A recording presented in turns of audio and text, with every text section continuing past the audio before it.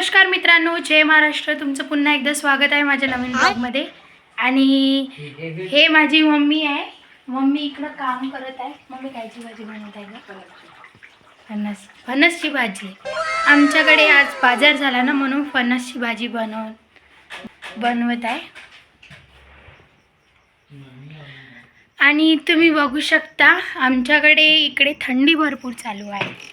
थंडी भयंकर पडत आहे बरं का.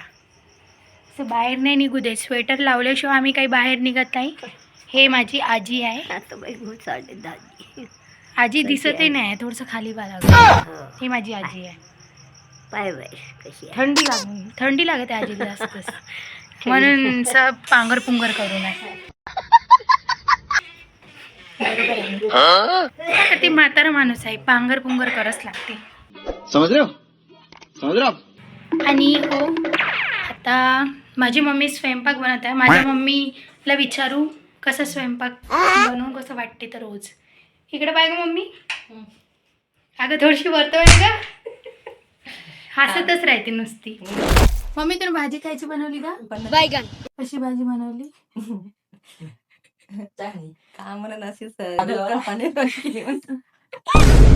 मस्त जोक मारा रे. या हात सगळे हलकट हात.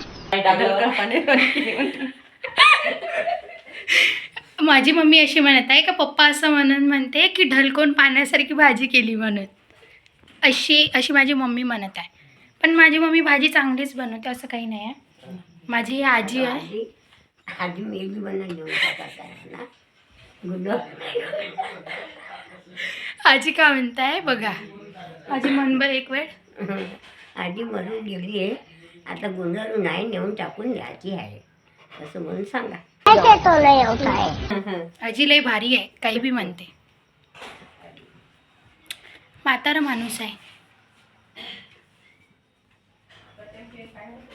हे चंदू चॅम्पियन.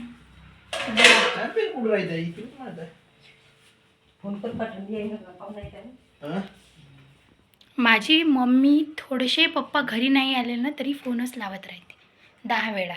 तुमची पण आई अशी करते का? मला कमेंट बॉक्समध्ये नक्की सांगा बरं.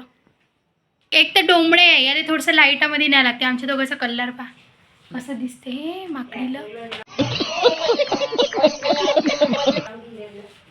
तर चला मित्रांनो, आजच्यासाठी एवढंच. भेटूया उद्याच्या ब्लॉगमध्ये. बाय.